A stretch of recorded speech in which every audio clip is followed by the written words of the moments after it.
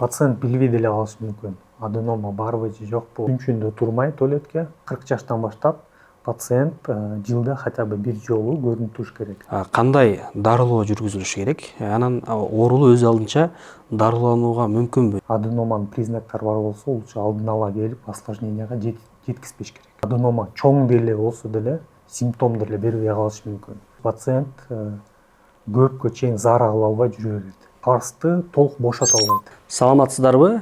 Главная ден соолук подкастынын көрүүчүлөрү. Бүгүнкү берүүнү мен Мамитазим уулу Мамитназар, Айцена клиникасынын башкы дарыгери алып барам. Бүгүн бизде конокто уролог-андролог врачыбыз Амантур мырза. Бүгүнкү биздин подкастыбызга кош келипсиз. Саламатсызбы? Бүгүнкү биздин айта турган темабыз простата безинин аденомасы. Бул кандай оору, сиз кыскача айтып берсеңиз? Кыскача айтканда, эң негизи бул аденома простата боюнча бир нерсени түшүнүш керек. Бул жана простата безинин чоңоюп кеткен. Эмне үчүн чоңоюп кетет? Жана эски клеткалар өлүп калбайт, кетип калбайт. Анан жаңы клеткалар кайра образоваться эткенден, пайда болгондон чоңоюп, анан заара чыккан каналды кыскан. Эң негизги ушуну түшүнүш керек. Бул оорунун себептерин айтып берсеңиз? Негизи себептерин айтканда, бул теория бар да. Эң негизгиси бул жана гормональный теория. Бул жана тестостерон жыл сайын азайып, эстроген же ошол уровеньде калат же көтөрүлөт. Ошонун баары тең жана клетка көбөйгөнгө жардам берет, кыскасычы. Ошондуктан аденома чоңое берет. Бул статистиканы эске карасак, аденома жыл өткөн сайын риск чоңое берет. Простата безинин аденомасы эгерде пайда болсо, оорулууда кандай белгилер байкалат? Биринчи стадияда пациент билбей деле калышы мүмкүн. Аденома барбы же жокпу, аны билбей деле калышы мүмкүн. Если экинчи стадия болуп калса, анда калтык заара. Самое главное значение бул жана заара алгандан кийин да калып калат да. Заарасын акырына чейин чыгара албай калышат. Акырына чейин чыгара албайт. Бул экинчи стадия. Экинчи стадиядан ошол заара толук чыга албагандыктан пат-паттан туалетке барып, кээде түнчүндө туруп, булчуңдарды жана мышцаларды подключаться этип баштайт да, кыскасы. То есть ыйынып баштайт пациент. А уже үчүнчү стадияда пациенттер уже жана хроническая задержка мочеиспускания же острая задержка мочеиспускания деген эмелер башталат. Заарасы чыкпай калган белгилер байкалып баштайт. Туура. То есть заара такыр чыкпай калат. То есть эмнени айта алабыз? Эң башында только аденома өсүп баштаган кезде билбей деле калышы мүмкүн пациент. Экинчи стадияда эң биринчи белгилер башталат. То есть биринчиден туалетке бат-баттан бармай, күндүз түнчүндө турмай туалетке, үчүнчүдөн ыйынмай, төртүнчүдөн жана ыйынып баштамай, то есть брюшной стенканын мышцалары тоже иштеп баштайт заара алып атканда. Простата безинин аденомасын өткөрүп жибербеш үчүн оорулуу анда алдын ала кайрылганы туура экен. Канча жаштан баштап ушул ооруга диагностика алдын ала кылганы туура деп ойлойсуз? Рекомендация боюнча 40 жаштан баштап пациент жылда хотя бы бир жолу көрүнүп туруш керек. Биринчи очередте УЗИ өтүш керек.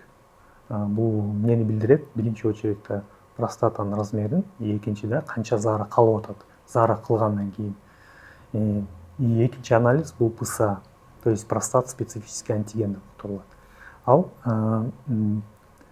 доброкачественный же злокачественный росту билдирет.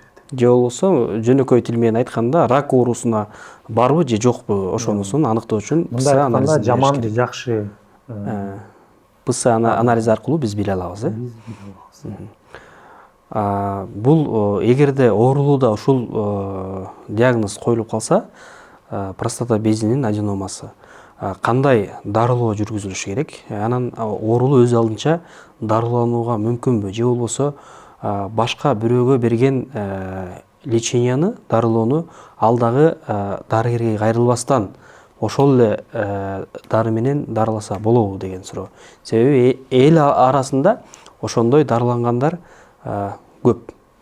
Ошону дагы бир кыскача айтып берсеңиз.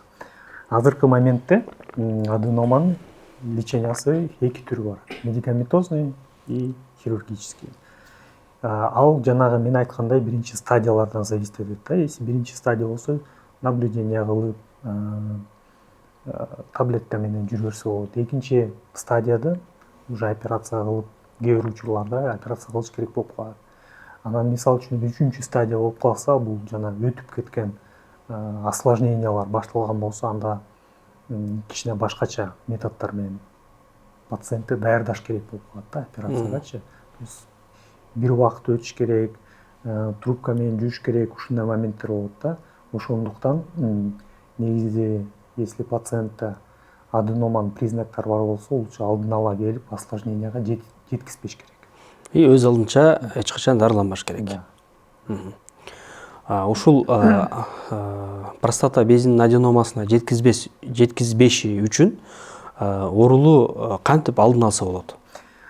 Жана айткандай эле гормональный возрастной изменение деп айтып атпайбызбы? Ошолор баарыбызда деле болот, менде деле болот, сизде деле болот. Анан кача албайбыз. То есть бул мисалы үчүн мендеби же башка бир пациенттеби, ал аденоманын темп роста ар кимдики ар кандай болот. И кээ бир случайлерде мисалы үчүн аденома чоң деле болсо деле симптом деле бербей калышы мүмкүн. А кээ бир случайлерде мисалы үчүн кичинекей аденома болуп калса, ал аябай жана задержка берип, зара кыла албай, ушундай моменттер деле болуп калышы мүмкүн да. То есть муну мындай до конца азыркы учурда ооба мындай кылыш керек же мындай профилактика кылсак болот деп айтуу кыйын, айтуу кыйын. Ошондо бул простата безинин аденомасын алдын алуу өтө кыйынга турат экен. Өтө кыйын. Эң негизгиси убагында изилдөөдөн өтүп, эгерде белгилери болсо дарыланган туура. Эми алдын ала дегенде кандай жана общий эле рекомендация берилет негизи. Жана умеренная физическая нагрузка, диета, правильное питание депчи. Башка жагынан айтыш кыйын. Негизги жана орусча айтканда провоцирующий фактор деп коет. Ошол факторлор сиз айтып өткөн нерселер, Провоцирующий факторлор буларга обычный жөнөкөй нерселер, там переохлаждение кирип калат, употребление алкоголя. Обычно часто, аябай часто болот. Жана тойдон кийин, эс алгандан кийин, арак же алкоголь ичкенден кийин задержка болуп калат пациенттерде. Ушул эң частый провоцирующий признак биздин Кыргызстанда деп айтсак болот. Эгерде ушул простата безинин аденомасын дарылабай жүрө берсе, анда кандай кесепеттери болушу мүмкүн? Орусча айтканда осложнениялары. Ошол айткандай эле эң эле самый неприятный деп айтсак, жана острая задержка мочеиспускания деп коет. То есть пациент көпкө чейин зара кыла албай жүрө берет. Пока биз первый берменче зара кыла албай туруп калат. Бул өтө мындай тяжелый, өтө айтсам неприятный состояние деп айтсак болот. Простата бези бул ошол сейдик жолун толук түрдө жаап, зарасы чыкпай калып калат, Ооба, эң туура. Андан тышкары дагы кандай ушул осложненияларын айтыңыз? Эң эле страшный осложнениянын ушуну эң страшный эмес, эң неприятный осложнение пациентке деп ушуну айтсак болот.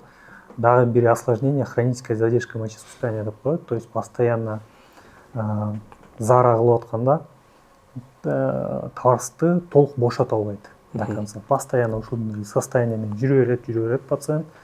Зара кала бергенде, конечно, бул инфицирование келтирип калышы мүмкүн. Застойная моча бул инфекцияга питательный среда деп айтсак болот. Экинчиден жана аденоманын өскөн түрлөрү болот.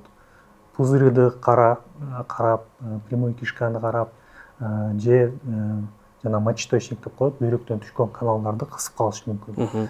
Мындай кезде даже бөйрөктөн товарсызга зара түшө албаган момент болуп калат да. Ал учурда жана почечный недостаточностька келтирип калышы мүмкүн. Бөйрөк ооруларына чейин Бөйрөк жеткизет. ооруларына жеткизип калышы мүмкүн. Амантур мырза, бүгүнкү бизге келип ушул простата безинин аденомасын айтып бергениңизге чоң рахмат. Эгерде биздин көрүүчүлөрүбүзгө дагы түшүнбөгөн суроолор же айтылбаган суроолор болуп калса, берсеңиздер, комментарийга жазсаңыздар, же болбосо биздин клиникага кайрылсаңыздар, биз сөзсүз түрдө булардын баардыгына жооп бергенге аракет кылабыз. Бул подкаст баарына пайдалуу болсун десеңиздер, сиздер дагы башка тааныштарыңызга бөлүшүп, ушул башка ооруларга дагы жардам бергенге сиздин дагы жардамыңыз тийген болсун. Амантур дагы мындан кийинки подкасттарга келип, биз дагы элибизге кеңири маалымат таратып бергенге аракет кылайлы. Рахмат.